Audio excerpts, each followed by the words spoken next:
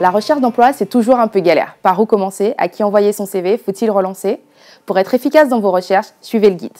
Première étape, fixez-vous des objectifs concrets. Refaire son CV sans les fautes d'orthographe évidemment, répondre aux offres, aller à des événements pro, créer des alertes sur les sites d'emploi ou encore sourcer des contacts professionnels. Et surtout, étape hyper importante dans la recherche d'emploi, bien suivre vos candidatures. Et sur ce coup-là, Excel est votre ami. Sur votre fichier Excel, vous notez bien le nom des entreprises pour lesquelles vous avez postulé, les dates de relance et prévoyez aussi une colonne pour noter les retours des recruteurs. Toutes ces infos vont être hyper utiles pour améliorer vos candidatures. Saviez-vous que 70% des offres ne sont jamais publiées? Donc quand on cherche du boulot, on mise tout sur le réseau. Sollicitez vos anciens profs, vos anciens maîtres de stage.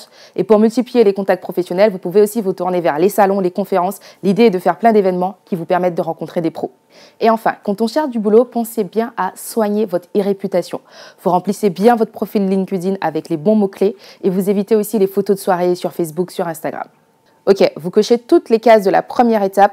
Voici quelques outils hyper pratiques qui peuvent vous aider. Je pense évidemment à La Relève, Welcome to the Jungle, Kudos. On a aussi Piston, le chatbot des EcoStart. Il y a aussi plein d'autres, mais je vous mettrai tous les liens dans la barre d'infos.